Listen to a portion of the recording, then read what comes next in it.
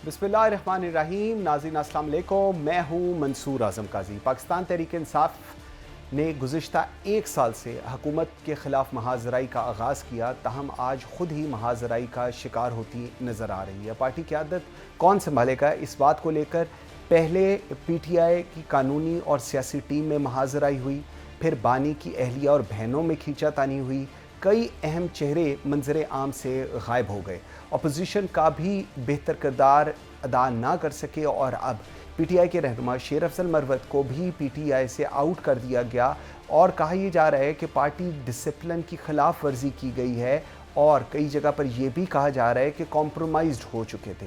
बाज़ार लगता यह है कि फिर से पार्टी में सियासी और कानूनी टीम की तकसीम ने इख्तलाफ की बुझती आग को दोबारा जला दिया है। शेर अफजल मरवत के हालिया बयान कि वो कहते हैं कि बानी PTI से मुलाकात के लिए जाने वालों में 10 में से सिर्फ एक वकील होता था और बाकी 9 उनके कान भरने जाते थे। अलबत्ता ये बात इंतहाई अहम है कि बानी की हदायत पर अगर शेर अफजल मरवत को पार्टी से निकाला गया है तो फिर अली अमीन गंडापुर, जुनेद अकबर और दीगर को एतराज़ क्यों है?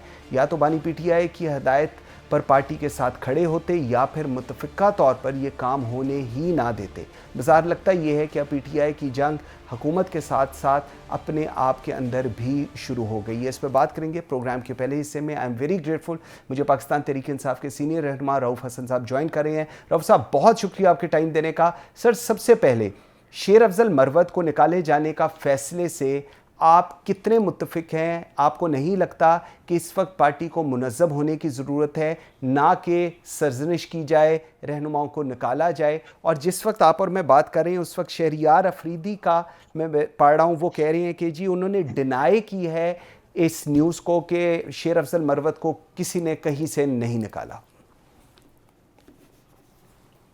थैंक यू काजी साहब। देखिए, सियासी जमात का कारकुन होने के नाते इत्तफाक और ना इत्तफाक करना उस वक्त तक मुनासिब होता है जब तक कि फैसला ना हो जाए। जब पार्टी की तरफ से फैसला हो जाए तो उस वक्त सियासी कारकुन के तौर के ऊपर के नाते होने में हमारा ये पब्लिक डोमेन के ऊपर आके किसी किस्म का कोई उससे मुख्तलिफ ओपिनियन देना जो है वो मुनासिब नहीं होता। मैं इन बेसिक प्रिंसिपल्स में बिलीव करता हूँ। इस वक्त जबकि आप और मैं बात कर रहे हैं, शेर अफजल मरवत साहब पार्टी का हिस्सा नहीं रहे, वो नहीं हैं, वो इस वक्त पार्टी में मौजूद नहीं है। और अगर कोई शख्स जो है वो इससे डिसएग्री करता है तो वो पार्टी के प्लेटफॉर्म्स मौजूद हैं, उसके ऊपर जाके बात करनी चाहिए, ना कि पब्लिक डोमेन में। आरा हो सकती हैं, बिल्कुल आरा हो सकती हैं। इतनी बड़ी पॉलिटिकल पार्टी में बहुत सारी आरा हो सकती हैं और लाजमी नहीं कि तमाम आरा जो हैं वो एक दूसरे के साथ मुताबिकत रखती हों, मुख्तलिफ भी हो सकती हैं। लेकिन एक वक्त होता है और एक मकाम होता है। वो वक्त भी गुजर गया है और वो मकाम जो है वो मौजूद है, वहां लोग जाके बात कर सकते हैं। लेकिन पब्लिक डोमेन में मेरा नहीं ख्याल कि इस मसले को एजिटेट करना चाहिए। शेर अफजल मरवत साहब को पहले भी बहुत दफा शो कॉज नोटिस दिए गए थे, पहले भी उनके बारे में मसाइल थे और वो सबसे ज़्यादा बड़ा मसला ये था कि वो पब्लिक प्लेटफॉर्म का इस्तेमाल करके पार्टी के इंटरनल जो मैटर्स हैं उनको डिस्कस करते थे और पार्टी की शख्सियात को टारगेट करते थे, खासकर पार्टी की लीडरशिप को। तो आज खान साहब ने अब कहा है कि नहीं, बिल्कुल इनको निकाल दीजिए, ये पार्टी में एक डिविजन जो है वो क्रिएट करने का रोल जो है वो अदा कर रहे हैं।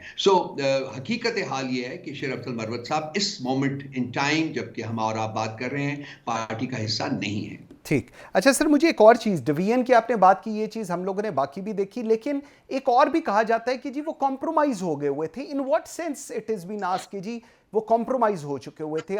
किस पैराए में आप इसको एनालाइज कर रहे हैं या क्या वजह थी? ये क्या है सर? काजी साहब, मेरी एक और असूल है कि मैं किसी की इंटेग्रिटी के ऊपर कभी सवाल नहीं उठाता, मैं विकस पॉइंट नहीं करता। इस कमेंट के ऊपर आई एम सॉरी, मैं बिल्कुल अपने आप को इंडल्ज नहीं करूंगा। जो कहते हैं, इस किस्म की स्टेटमेंट देते हैं, मेरा ख्याल मुनासिब होगा कि उन्हीं से ये सवाल किया जाए। ठीक। अच्छा सर, मुल्क इस वक्त माशी तौर पर बेहतरी की जानिब गामजन है। ऐसे वक्त में IMF को ख़त भेजने के इक़दाम क्या दुरुस्त है और क्या हासिल करना चाह रही है IMF को? तहरीक इंसाफ कोई मदद मांगना चाह रही है IMF से? क्या वाई? बिकॉज ये भी एक बहुत स्ट्रॉन्ग एलिगेशन लगाया जा रहा है कि जी इस वक्त जब सारा कुछ एक ट्रैक के ऊपर चलने लगा है तो पाकिस्तान तहरीक इंसाफ IMF को ख़त लिख रही है। क्यों लिखने की ज़रूरत पेश आई है?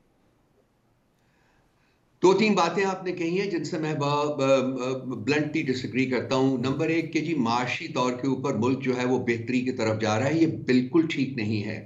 माशी अगर आप इंडिकेटर्स देखें तो जो इनके क्लेम्स थे उसमें से 5% भी नहीं हुआ, बल्कि उससे कम भी नहीं हो सका। देखिए यहाँ $100 बिलियन की इन्वेस्टमेंट आनी थी, आपको याद होगा कितनी इन्वेस्टमेंट आई है इस वक्त तक। और तमाम लोग जो कि पोटेंशियल इन्वेस्टर्स हैं वो एक ही बात करते हैं। अभी ये इंटरनेशनल फाइनेंशियल ऑर्गेनाइजेशन के साथ जो एमडी आए हुए उनकी स्टेटमेंट भी कल आई है, अखबारात में पब्लिश हुई है, और उन्होंने भी पॉलिटिकल स्टेबिलिटी की बात की है। और जब तक इस मुल्क में पॉलिटिकल स्टेबिलिटी नहीं होगी उस वक्त तक इन्वेस्टमेंट नहीं आएगी, जो कि कोर फैक्टर होता है मुल्क में माशी इंप्रूवमेंट का। अभी तो ये टैक्सेस लगा के थोड़ा बहुत जो है वो एक स्टेबलाइज किया है। और आपने देखा है, अगर आप हिस्टोरिकली देखें तारीखी तौर के ऊपर, कि जब भी आईएमएफ का प्रोग्राम ऑनगोइंग होता है, जो कि इस वक्त है 7 साल का प्रोग्राम, तो उसमें थोड़ी बहुत माशी स्टेबलाइजेशन आती है, लेकिन बेहतरी नहीं आती है। तो ये मुस्तार ली हुई दौलत के ऊपर, मुस्तार लिए हुए पैसे के ऊपर कुछ थोड़े से अपने क्लेम्स जो है वो कर रहे हैं, लेकिन वो भी एग्जैजरेटेड हैं, और वो बहुत सारे उनमें से बिल्कुल सरीहन जो है वो गलत है। दूसरी बात यह है कि जी हम आईएमएफ को खत लिखा, हमने कोई खत नहीं लिखा आईएमएफ को। हमने खत लिखा था बहुत पहले, और उसके मुंदरजात भी अगर आप पढ़े तो हमने ये बिल्कुल नहीं कहा था उस खत में कि जी आईएमएफ जो है वो पीटीआई हुकूमत के साथ जो है डीलिंग्स खत्म कर दें। अगर आप पढ़ लीजिए उसमें मौजूद है कि जी बिल्कुल आप जारी रखें। लेकिन जब आईएमएफ का डेलीगेशन जमान पार्क में खान साहब को मिलने गया था, तो उस वक्त खान साहब ने सिर्फ एक ही बात की थी कि जी आप बिल्कुल इनके साथ डील करें, लेकिन इस मुल्क के ये इनकी कंडीशन ये होनी चाहिए कि मुल्क में free, fair and transparent elections होंगे। उसके बाद जो सेकंड ट्रांच रिलीज करने से पहले भी हमारा कांटेक्ट उनके साथ हुआ था, और ये जो कंडीशन थी इसको दोहराया गया था। और देख आपको पता है कि मुल्क में इलेक्शन जो हुए, फाइनली जब हुए, तो ना वो फ्री थे, ना फेयर थे, और ना ही वो ट्रांसपेरेंट थे, बल्कि रात के अंधेरे में वो अवामी मैंडेट को किडनैप किया गया। इस वक्त जो हमने उनको लेटर लिखा है, वो लेटर हमने उनको नहीं लिखा, बल्कि वो लेटर जो कि हमने चीफ जस्टिस ऑफ पाकिस्तान को लिखा था, अलॉन्ग विद अटैचमेंट्स, को तकरीबन कोई 350 पेज का वो डॉक्यूमेंट है। वो उमर साहब ने वो फॉरवर्ड किया है आईएमएफ को, और उन्हें याद दिलाया है कि मुल्क में free, fair and transparent elections नहीं हुए। That is it. हमने उसके बाद भी हमने कोई ये नहीं कहा जी कि आप इनके साथ डील ना करें, ये ना करें, वो ना करें। हमने सिर्फ हालात जो हैं उनसे उनको आगाह किया है, हकीकत हाल जो है उन पर आश्कार किए। सर हालात तो ये है ना कि देखिए आईएमएफ की टीम आई हुई है, और आईएमएफ की टीम चीफ जस्टिस को मिल रही है। आईएमएफ की टीम बाकी चीज़ों को देख रही है कि रूल ऑफ लॉ क्या है, गवर्नेंस कैसे चल रही है। मेरा सवाल ये है कि आईएमएफ के पास ये मैंडेट क्या है, और अगर नहीं है तो फिर वो किस मैंडेट पे इस लेवल के ऊपर मॉनिटरिंग कर रहे हैं पाकिस्तान की इदारों की, जुडिशरी की, और बाकी की मिनिस्ट्रीज और इनकी? ये इंपॉर्टेंट सवाल है। देखिए सबसे इंपॉर्टेंट चीज ये है, सबसे इंपॉर्टेंट चीज ये है कि क्या पाकिस्तान में हालात नॉर्मल हैं पिछले 2.5 साल में, और खासकर इलेक्शंस के बाद के हालात क्या वो नॉर्मल हैं? और क्या दुनिया भर में लोग जो हैं, जो इदारे हैं, उनकी आंखें, उनके कान, उनकी जुबान नहीं है? क्या हमने उनको सिर्फ इन्फॉर्म करना है?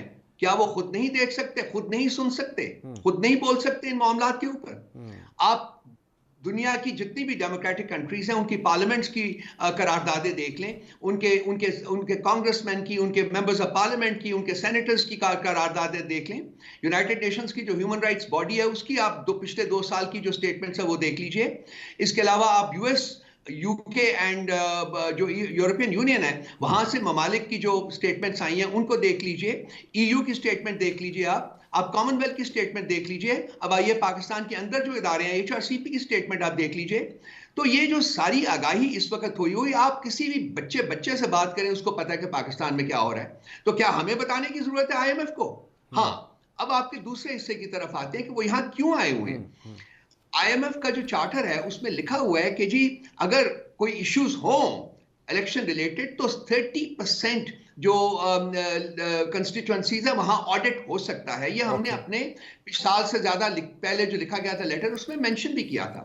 तो ये जो है, एक तो जो मुल्क के हालात हैं वो सबके ऊपर आश्कार हैं, सब जानते हैं, और जो भी ये कॉन्ट्रैक्ट वगैरह किया हुआ है हुकूमत पाकिस्तान ने, वो तो ये जानेंगे ना कि क्या है, किन टर्म्स एंड कंडीशंस के ऊपर इन्होंने लोन लिया है। तो वो लाजमी बात है कि ये एक एक्स्ट्राऑर्डिनरी विजिट है और जो उनकी मीटिंग्स हैं वो भी एक्स्ट्राऑर्डिनरी हैं। लेकिन इसमें जो रिस्पॉन्सिबिलिटी है वो पीटीआई के ऊपर नहीं रेस्ट करती, वो हुकूमत की अपने करतूतों के ऊपर रेस्ट करती है जो ये मुल्क में कर रहे हैं। ठीक, अच्छा थोड़ा सा इसको आगे लेके चलते हैं।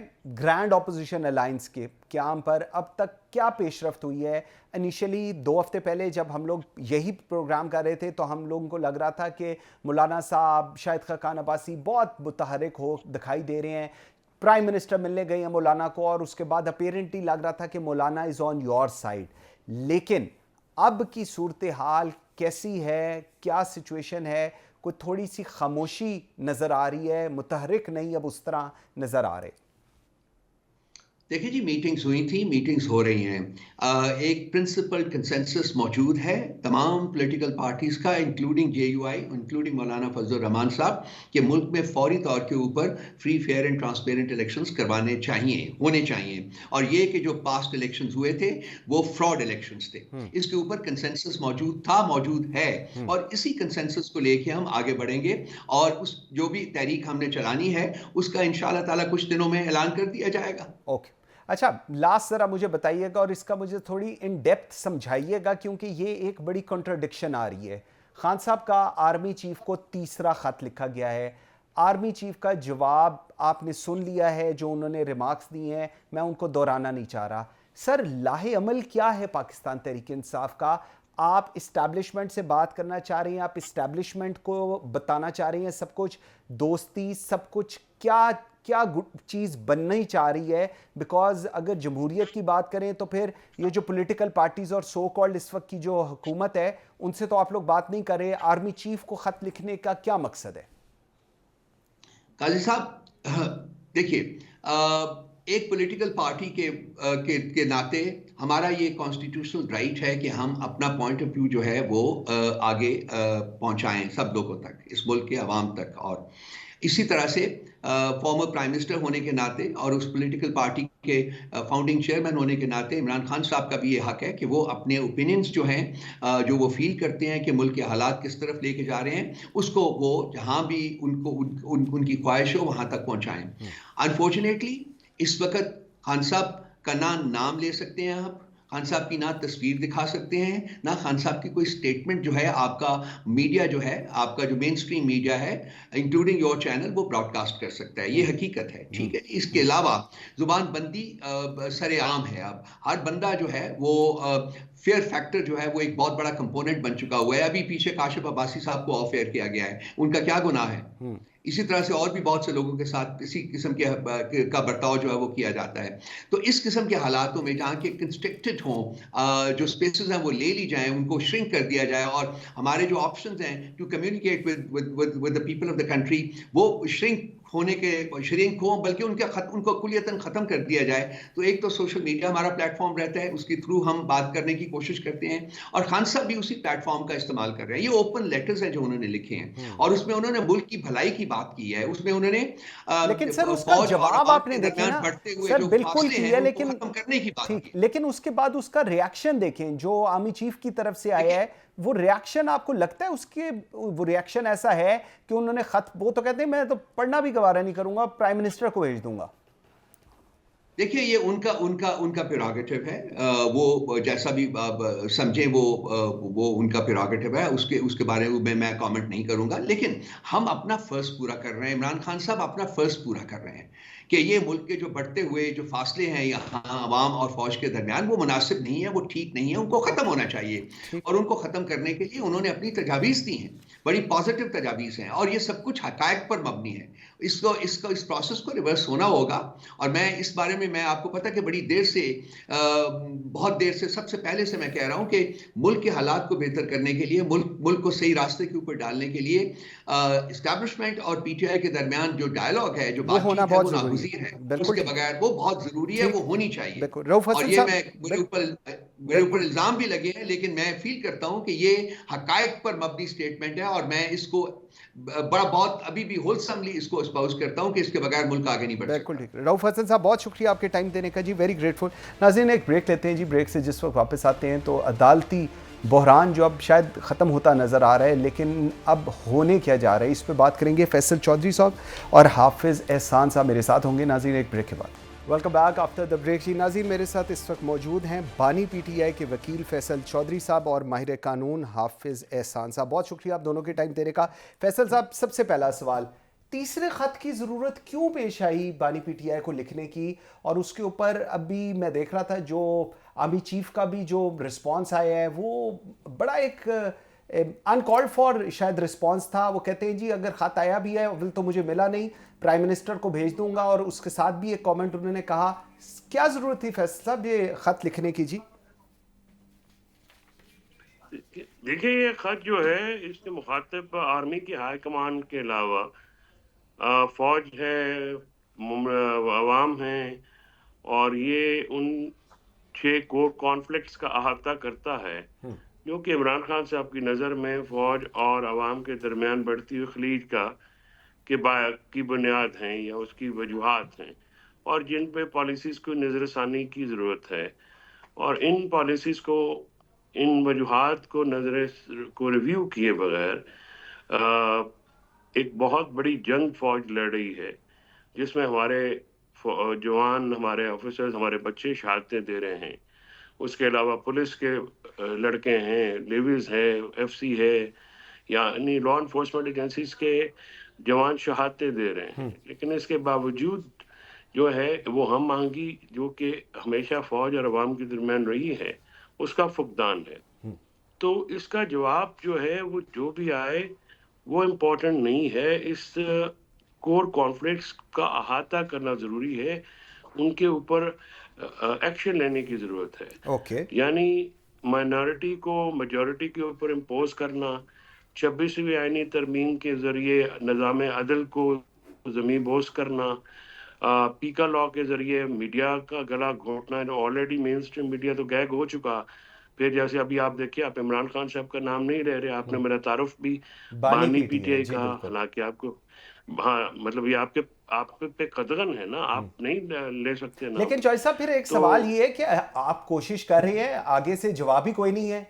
आगे से जिस तरह का जवाब है, क्या ये वन साइडेड ही चलती रहेगी चीज और उसका एंड रिजल्ट फिर अवाम, फिर वही पूरा सिस्टम बार बार डिरेल होता रहेगा? इसको फिर आप कैसे इसका रिस्पॉन्स करेंगे जी? देखिए, बात यह है कि एक जो सियासी जमात है वो तो गुफ्तगू ही करेगी ना जी, वो तो गुफ्तगू की कायल है।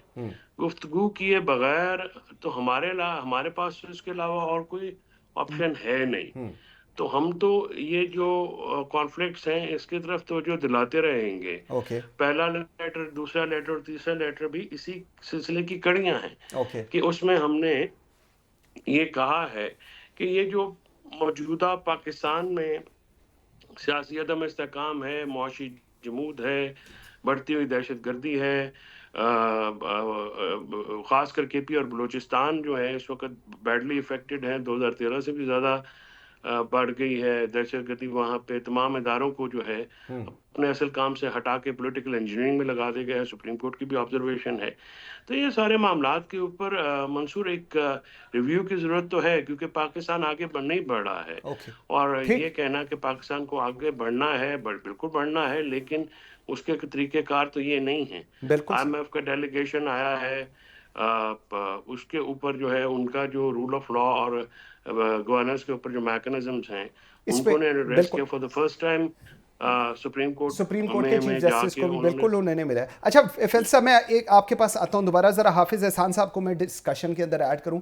अब साहब, ये जो पूरी सूरत हाल है इसके अंदर IMF को ख़त, अभी रऊफ हसन साहब मेरे साथ पहले हिस्से में थे, वो कह रहे थे जी हमने ख़त कोई नहीं लिखा। मैं कि जी जो उमर अयूब साहब ने भेजा है वो क्या है? उन्होंने कहा जी हमें कहा गया था IMF की तरफ से कि अगर आप लोग देखेंगे कि 30% से ज़्यादा रिगिंग हुई है तो आपने हमें ज़रूर बताना है, तो हमने तो वो चीज़ भेजी है। कानूनी तौर पर क्या सारी सूरत हाल कहाँ बैठते देख रहे हैं? बिस्मिल्लाहिर्रहमानिर्रहीम। मंसूर, जितनी भी चीज़ें हो रही हैं ये की जा रही है on the part of the PTI, ये अगर आप अप्रैल 2022 से इसको ऑनवर्ड्स देखा जाए तो ये चीज़ें आपको पॉलिटिकली भी कॉन्ट्राडिक्ट्स हैं, लीगली भी कॉन्ट्राडिक्ट्स हैं, और उसके अंदर जो एक पॉलिटिकल प्रोसेस है, उस प्रोसेस के अंदर भी आपको एक जो पार्टिसिपेशन है उसके अंदर भी एक आपको कॉन्ट्राडिक्शंस नज़र आएंगी। और फ्रॉम डे वन, यानी कि अप्रैल 2022 से ऑनवर्ड्स जो है वो पाकिस्तान की इस्टेब्लिशमेंट पहले टारगेट रही, फिर पीडीएम की गवर्नमेंट उसके अंदर टारगेट रही, फिर उसके अंदर जुडिशरी टारगेट रही, और जब पाकिस्तान आर्मी की कमांड चेंज हुई तो डे जो है जो आर्मी चीफ है उनको भी स्पॉटलाइट के अंदर जो है वो किसी न किसी कॉन्टेक्स्ट के अंदर बड़ा स्ट्रांगली जो है from the day of the appointment से लेके आज तक उसके अंदर जा रहा है। फिर आपको एक नज़र ये आएगा कि नैरेटिव ये बिल्ड किया जाता रहा कि जी इस्टेब्लिशमेंट तो हमसे बात करना चाहती है, हम इस्टेब्लिशमेंट से बात नहीं करना चाहते, और अगर गवर्नमेंट की बात आई तो कहा कि हम इस्टेब्लिशमेंट से बात करेंगे। इन लेटर से आपको मंसूर कुछ चीज़ें आपको बड़ी क्लियरली आनी नज़र आई होंगी। नंबर वन ये है कि 22 से ऑनवर्ड्स इसका मतलब ये है कि पाकिस्तान की इस्टेब्लिशमेंट का इनडायरेक्टली या डायरेक्टली जो है ऐसी कोई चीज़ नहीं है कि जिसकी बुनियाद भी हम कह सकें कि जो लेटर मौजूदा है उसकी ये नौबत आती। मतलब ये है कि किसी न किसी जगह कम्युनिकेशन लिंक नहीं है जिसकी बुनियाद के ऊपर आपने ये लेटर्स जो है आपने लिखे। दूसरा उस चीज़ के अंदर चीज़ों को जिस तरह अभी फैसल चौधरी साहब कह रहे हैं कि चीज़ों को सेटल करना नहीं वो और चीज़ है ना। देखें ना, देखें अगर तो चीज़ें डिस्कशन तो मेन स्टेक होल्डर से ही होनी है। मंसूर, अगर चीज़ों को सेटल किया जाना होता मई 2022 में भी सेटल हो सकती थी, नवंबर 2022 में भी सेटल हो सकती थी, 9 मई से पहले भी सेटल हो सकती, 2023 के अंदर इलेक्शन से पहले भी सेटल हो सकती थी, इलेक्शन के बाद भी सेटल हो सकती थी। लेकिन अगर सेटलमेंट के लिए आपको 3-4 चीज़ें चाहिए ना। एक तो ये है कि आपने जो भी बात करनी है आपकी उस बात के अंदर क्रेडिबिलिटी हो कि जो आप बात करना चाह रहे हैं आप इशू रिजॉल्व क्या करना चाह रहे हैं। दूसरा उस चीज़ के अंदर यह है कि जब आप पूरी इस्टेब्लिशमेंट को या पॉलिटिकल पार्टीज़ को या जुडिशरी को मिलाइन करें और अभी लेटर्स उन तक पहुंचते नहीं हैं, आप मीडिया के अंदर दे देते। अगर मैंने आपसे बड़ी सीरियस बात करनी है तो मैं उस बात को पब्लिकली पहले भिजवाऊंगा कि मैं आपके सामने आके कहूंगा कि ये बात इस तरह है कि जी बताएं इसका हल क्या है, इसका रेजोल्यूशन क्या है, या हम इसकी तरफ जाने क्या चाहते हैं। फिर ये है कि आप उस शख्स को कभी कहते हैं कि पाकिस्तान की इस्टेब्लिशमेंट को आपकी पॉलिटिक्स में नहीं आना चाहिए, और फिर आप ये कहते हैं कि नहीं आप पॉलिटिक्स के अंदर आए चूंकि आप ही सारा कुछ करते हैं। और फिर जब आप गवर्नमेंट डायलॉग के अंदर जाते हैं तो 8 फरवरी का जो मेन आपका मुतालबा है उस मुतालबे को आप उस पॉलिटिकल डायलॉग का हिस्सा ही नहीं बनाते और आप और दुरचर्चा। तो मैं ये समझता हूँ कि ये लेटर्स जो हैं it is for the public optics. और दूसरा उसके अंदर ये है कि आपने इन चीज़ों को इस तरह प्रेजेंट करना है कि चीज़ें रेजोल्यूशन की तरफ ना जाएं। एक तरफ गवर्नमेंट आपको कह रही है कि आप हमारे साथ आके बैठे, स्पीकर आपको कहते हैं हम कहते हैं हम नहीं बैठने, फिर आप ये कहते हैं कि जी आप आर्मी से बात करना है, आर्मी कहती है हमारे से है नहीं है। अब पब्लिकली सिर्फ इसका ये है कि मीडिया अट्रैक्शन है, और दूसरा इसके अंदर ये है कि सिर्फ आप इन चीज़ों को एक एंगलिंग देने की सूरत करें जब आपको पता ये है कि आपके मुतल्लिक जो है वो एक स्टेटेड पोजीशन ये आ गई है कि अगर आपने इन इश्यूज को रिजॉल्व करना है तो आपको पार्लियामेंट के अंदर या पार्लियामेंट के बाहर जो है वो डे ऑफ द गवर्नमेंट से आपको बात करनी पड़ेगी। ठीक हो गया फैसल साहब। इसमें अब 2 चीजें हैं जो हाफिज एहसान साहब बात कर रहे हैं। इसके अंदर वो कह रहे हैं जी क्रेडिबल नहीं है पाकिस्तान तहरीक इंसाफ, मिलाइन करती है जुडिशरी को, खत लिखे जाते हैं। मैं सोच रहा था आपको याद होगा एक्स चीफ जस्टिस काजी फैज ईसा साहब के भी जो खत थे वो पहले पब्लिक हो जाते थे बाद में पहुंचते थे, और अभी भी जजेस का अभी भी वही हालात हैं। तो क्या ये खत पब्लिक करने के लिए लिखे जा रहे हैं? क्योंकि अगर डिबेट या डिस्कशन या बैठकर बात होनी है तो फिर तो इनको बड़ा एक प्रोटेक्टिव वे के अंदर एक जगह से दूसरी जगह जाना चाहिए। मंसूर, बात यह है कि हाफिज एहसान अहमद साहब ज़ाहिर obviously I take his remarks as his personal opinion because वो तो किसी को प्रेजेंट नहीं करते। जो इमरान खान साहब हैं वो 20 महीने से जेल के अंदर हैं। तो जेल या बनी काला में बैठे हों या मंसूर काजी, फैसल चौधरी और हाफिज एहसान की तरह अपने अपने दफातर में बैठ के या घरों में बैठ के या स्टूडियोज में बैठ के बात कर रहे हों, फिर तो बात कुछ और है। लेकिन जब ओपन लेटर लिखा गया है तो open letter is not a secret thing, और ये पाकिस्तान का बच्चा बच्चा जानता है कि एस्टैब्लिशमेंट का पाकिस्तान की पॉलिटिक्स में क्या रोल रहा है और हमेशा रहा है, और इसमें कोई दूसरी राय नहीं है। हाँ, ये अगर कोई समझते हैं कि पब्लिक के शऊर की तौहीन करनी है और तो इनकार करते रहें, लेकिन ये बात तो सब आया है कि पाकिस्तान के सबसे बड़ा पॉलिटिकल प्लेयर एस्टैब्लिशमेंट है और वही फैसले करते हैं। जहाँ तक ये बात की गई कि सियासी कुव्वतों से बात करना, सियासी कुव्वतों के साथ एंगेज किया गया। हमारा मुज़ाकराती डेलीगेशन गया, मुज़ाकराती कमेटी तो एक मीटिंग भी नहीं करा सकी। आज भी चौधरी एजाज साहब का प्रोडक्शन ऑर्डर हुआ पड़ा है, उसको कोई इम्प्लीमेंट नहीं करा सकता। ये हुकूमत इम्प्लीमेंट नहीं करा सकती। ये हुकूमत जो है पावरलेस है और ये पपेट्स हैं। ये तो महज सिर्फ प्रोटोकॉल्स के लिए ही बैठे हुए हैं, बाकी तो उनका कोई एक ऑफिसर तो चेंज कर नहीं सकते। ये इट्स अ फैक्ट। देखिए बाकी बातें जो भी हाफिज साहब ने अपनी राय दी है, मैं उससे इसलिए मुतफिक नहीं हूँ कि पहली बात तो ये है कि फौज भी हमारी है, मुल्क भी हमारा है, फौजी इदारों के सरबराहान भी हम में से हैं और हम उनमें से हैं। ये नहीं हो सकता कि हम डिस्कशन करें और मुल्क को दरपेश चैलेंजेस हों तो उसका एक फॉर्मर प्राइम मिनिस्टर जो जिक्र करे तो सीक्रेट किस लिए रखना है? क्या ये पाकिस्तान के मसले नहीं है? सीक्रेसी तो उस बात की होती है जो कि कोई डील या ढील मांगे, वो तो उसकी तो बात है, वो है नहीं। पाकिस्तान की बात है तो ओपनली होगी, सबके सामने होगी, सबके सामने होनी चाहिए। क्यों उसको हमने जो है वो पर्दों में रखना है? और पर्दों में रखने का तो रिवाज नहीं होना चाहिए। ठीक हो गया, पर्दों में रह के तो ये बात हुई है। अच्छा हाफिज, ठीक यहाँ पे पहुंचे हैं। ठीक, हाफिज अहसान साहब, दो चीज़ें। एक हम देख रहे थे ओथ सेरेमनी हुई और उसके अंदर चीफ जस्टिस गुजरे और सामने जस्टिस मंसूर अली शाह गुजरे और उन्होंने बिल्कुल एक दूसरे को यूं शो किया जैसे as if they haven't seen it. अब जो नया ओथ हो गया एंड ऑल दैट, आपको लगता है चीज़ें कुछ पेसिफाई होंगी, कुछ सेटल होंगी with the addition of the new जजेस एंड ऑल दैट, या आपको लगता है ये सिचुएशन क्रिएट होती रहेगी, अदालती बहरान इसी तरह ही चलता रहेगा? मंसूर, ये नहीं होगा। क्या नहीं होगा? ये जो आपने कहा है सेटल डाउन नहीं होगा, या आपका टेम्परेचर का एक इशू जो आप कह रहे हैं कि जुडिशरी के इनसाइड है वो नहीं आएगा। चूंकि जो सारे का सारा प्रॉब्लम आया हुआ है वो ये आया हुआ है 26 कॉन्स्टिट्यूशनल अमेंडमेंट। उस 26 कॉन्स्टिट्यूशनल अमेंडमेंट्स के अंदर कई लोगों की लेजिटिमेट एक्सपेक्टेशंस थी और कईयों के ड्रीम्स थे। अब दोनों जो हैं वो ड्रीम्स या आपकी लेजिटिमेट एक्सपेक्टेशंस जो है उसको कॉन्स्टिट्यूशनल अमेंडमेंट ने एक प्रोसेस के अंदर डाल दिया है। अब उस प्रोसेस के अंदर जो चीज़ आई हुई है वो चीज़ एक्सेप्टेबल नहीं है। उसको कभी इंडिपेंडेंस ऑफ जुडिशरी का नाम दिया जाता है, उसको कभी सुप्रीम कोर्ट की डिवीजन का नाम दिया जाता है, उसको कभी ये नाम दिया जाता है कि जी पार्लियामेंट जो है उसने बेसिक स्ट्रक्चर को चेंज कर दिया है। लेकिन अल्टीमेटली इन सारी चीज़ों का ये है कि जहाँ जहाँ भी ये चीज़ें थी, चाहे इस्लामाबाद हाई कोर्ट है या आपका सुप्रीम कोर्ट के अंदर, इशूज़ जो है वो पर्सनैलिटीज़ का बना हुआ है। चूँकि अगर इंस्टीट्यूशन का चीज़ होती तो जज का काम तो ये है कि जो पार्लियामेंट लॉ पास करे या कॉन्स्टिट्यूशन का एक आर्टिकल या अमेंड करे या नई चीज़ें बनाए, उसके मुताबिक वो फैसला करे।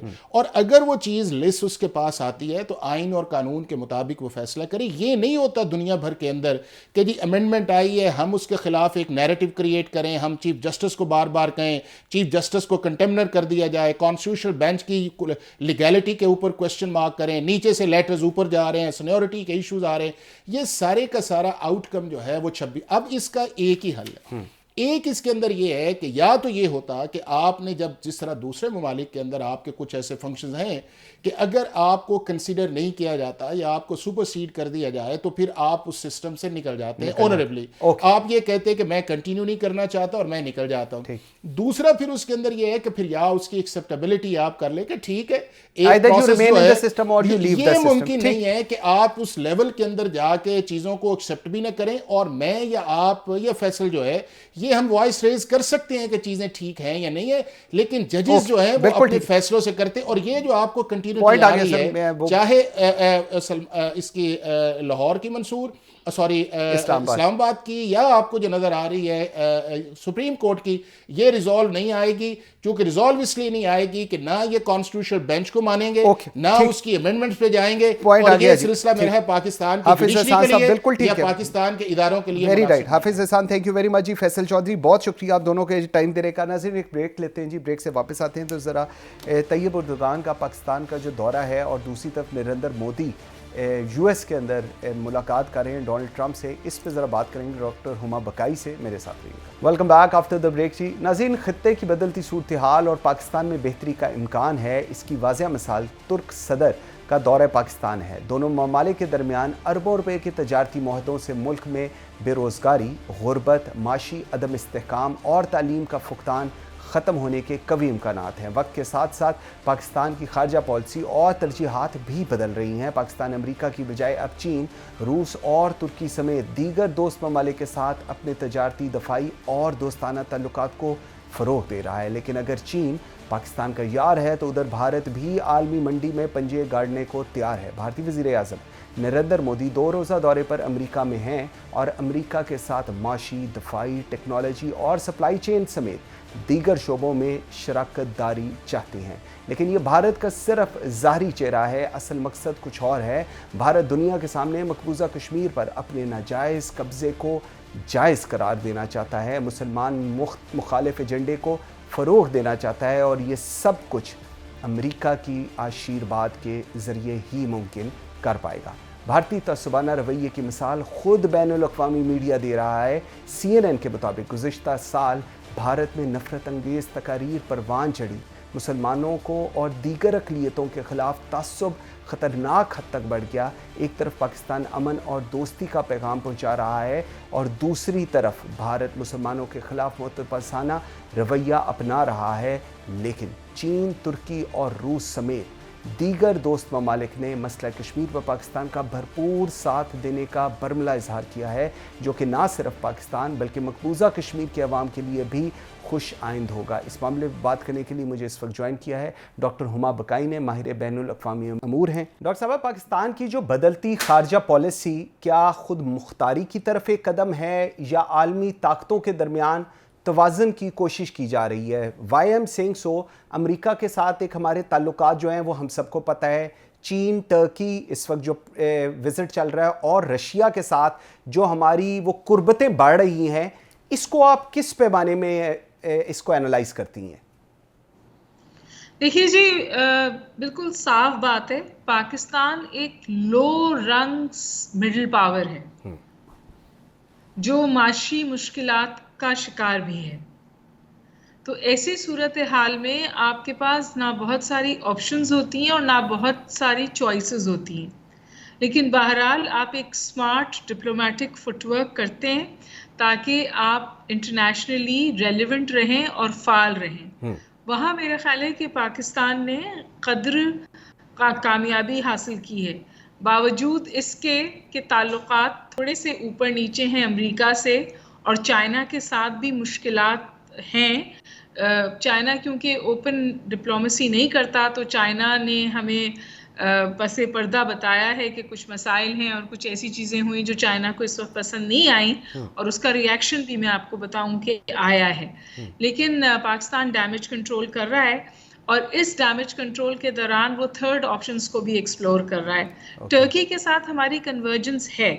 ये मेरा ख्याल है जो अभी एर्दोगान साहब का विजिट हुआ है, ये 5वां विजिट है जी, बिल्कुल। पाकिस्तान का। उन्होंने फ्लड्स में भी हमें बहुत सपोर्ट किया। एक हमारी नेचुरल रिलीजियस कन्वर्जेंस भी है जब से टर्की ईस्टवर्ड लुकिंग हुआ है rather than a European westward looking country. और इस वक्त एक मुस्लिम उम्मा की लीडरशिप पर सवाल है, तो वहाँ मैं समझती हूँ कि टर्की जो है और पाकिस्तान की जो कन्वर्जेंस है वो अहम किरदार अदा करेगी। एक बात और कहना चाहूँगी, जो हमारी डिफेंस कोऑपरेशन है वो भी इस वक्त बहुत क्रिटिकल है। देखिए, अभी मोदी अमेरिका तशरीफ ले गए हैं और वहाँ पर उनको अल्लाह को पता कौन कौन सा हार्डवेयर जो है उसका ट्रंप ने उनसे वादा किया है। तो बैलेंस रहे रीजन में, इसके लिए पाकिस्तान को भी डिफेंस कोलैबोरेशंस में जाना चाहिए। टर्की ने अपनी डिफेंस कोलैबोरेशन इंडिया के साथ डाउनग्रेड की है और पाकिस्तान के साथ अपग्रेड की। अगर मैं इसी चीज़ को थोड़ा सा लेकर चलूं, पाकिस्तान और तुर्की की जो एक स्ट्रैटेजिक शराकत दारी है जिसको हम कहते हैं जनूबी एशिया और मशरिक़ वस्ता में, ये क्या कोई नई, आपको लग रहा है कोई नई अलाइन हो रही है, कोई नई सफ़बंदी की तरफ इशारा कर रहे हैं, स्पेसिफिकली अफ़गानिस्तान, कश्मीर और ये जो मगरबी ताकतों के मफाद के तनाजुर में? अगर मैं इस पे आपका एनालिसिस लूँ तो उस पर आप क्या कहेंगे जी? देखिए, मेरा नहीं ख्याल कि पाकिस्तान किसी सफ़बंदी का को बर्दाश्त कर सकता है।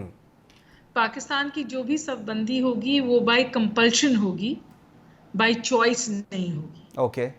मतलब कोई ऐसी चॉइसेस हमारे सामने आ जाएं कि हमें क्लियर कट अपने आप को कहना पड़े कि हम इसके साथ हैं और इसके साथ नहीं हैं। एसेंशियली पाकिस्तान अभी भी अपनी फॉरेन पॉलिसी में बैलेंस रखना चाहता है और फंक्शनल ताल्लुकात सबसे रखना चाहता है, इस हद तक कि हम इंडिया से भी फंक्शनल ताल्लुकात की बात करते हैं।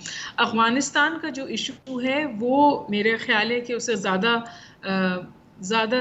समझे डीपली देखने की ज़रूरत है, क्योंकि हमने सारे वक्त अपनी पॉलिटिकल हिस्ट्री में अफ़गानिस्तान में इन्वेस्ट किया है और उनकी वजह से मसाइल का भी सामना किया है। और अब जब अफ़गानिस्तान में एक तालिबान हुकूमत है जिससे एसेंशली प्रो पाकिस्तान होना चाहिए, तो आप आपस में एक फासला देखते हैं और इसी अफ़गान हुकूमत को, इसी तालिबान हुकूमत को आप कन्वर्जेंस में देखते हैं ईरान के साथ, इंडिया के साथ, रशिया के साथ, चाइना के साथ, सेंट्रल एशिया के साथ। तो मेरा ख्याल है कि ये हमारे फॉरेन ऑफिस और हमारे फॉरेन पॉलिसी मेकर्स के सामने बहुत बड़ा सवाल होना चाहिए कि वाई इज़ दैट कि हम अफ़गानिस्तान के साथ इस वक्त एक ऐसे मोड़ पे खड़े हैं जहाँ ताल्लुकात बहुत अच्छे नहीं हैं, मसाइल मौजूद हैं, तहरीक तालिबान की पुष्टपनाही वगैरह, लेकिन these should be addressed for the larger interest of Pakistan and this region. ठीक, अच्छा, अगर एससीओ की बात करें उसके अंदर पाकिस्तान की रुकनीयत को अगर मैं हसूल की बात करूं तो तुर्की का क्या किरदार आप देख रही हैं? क्या ये सिर्फ सफारतकारी है या आपको लगता है कि इन डेप्थ कोई ठोस स्ट्रैटेजिक फ़वायद भी हासिल हो सकते हैं इस पूरी सिनेरियो से, पर्टिकुलरली कीपिंग इन माइंड जो प्रेसिडेंट एर्दोगान का विजिट है पाकिस्तान का? जी, मेरा ख्याल है एर्दोगान का विजिट आपको पता है कि शहबाज शरीफ के इनवाइट पर हुआ और लार्जली इस विजिट का जो थ्रस्ट था वो इकोनॉमिक था, जहां हमने कहा कि जी जो हमारा ट्रेड है उसकी 5 बिलियन पे चले जाना चाहिए और कोई 24 MOU साइन हुए। But I think the backdrop में ये बातें ज़रूर हैं कि क्या नई सफ़बंदियाँ हो रही हैं और क्या इन नई सफ़बंदियों में पाकिस्तान की अलाइंसेस किन स्टेट्स के साथ डेवलप होती हैं। तो मेरा ख्याल है Turkey emerges as a natural ally to Pakistan और हमारी ताल्लुकात में की लेंथ भी है और ब्रेथ भी है।